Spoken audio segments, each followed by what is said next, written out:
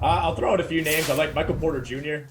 going up against San Antonio tonight. 6,300 feels like a really affordable price for him. He was fairly quiet in Denver's opener against Phoenix the other night. Just took 10 shots in 34 minutes. I think he gets going, comes out a little more aggressively tonight. OG Anunoby, 6,200 at Boston. Had a horrific shooting night in their opener against Washington, just 3 of 17 from the field. But I think it's a great sign that he took 17 shots in 34 minutes, still finished with a double-double, still added his usual steals and blocks contributions. I think he's in for a pretty nice bounce back. Some people might have been scared away by that opening night performance.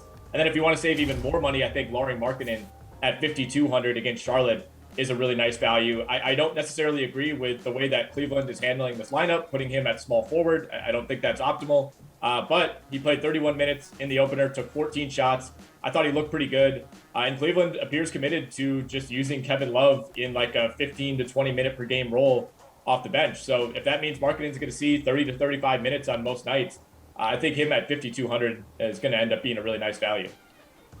Okay, how about you, Matt? So if Embiid doesn't play tonight, we have Tobias Harris at 7,200, who probably isn't even fadeable, even if every lineup has him. Like, Philly will have virtually no one else to take over their offense, with Ben Simmons also not playing.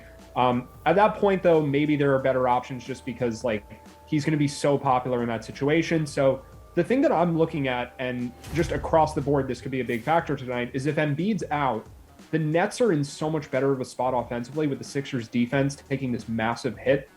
Embiid's a great offensive player, but he's perhaps even better defensively, especially because of the value he provides protecting the rim. So Kevin Durant is fairly expensive at 9,300. And I think if Embiid's out, people will just play Harris. And then you have Kuzma, Scotty Barnes. There's a bunch of other forwards who are cheap.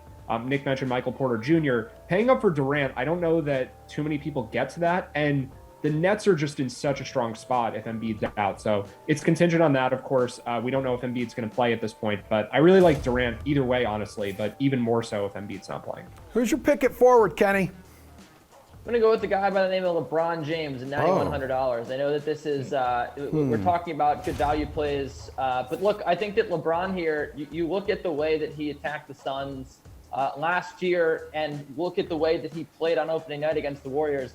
Guys, the Lakers took 42 threes against the Warriors. They have no shooters. And well, they have some shooters, but they were hurt, right? There was no Wayne Ellington for this game.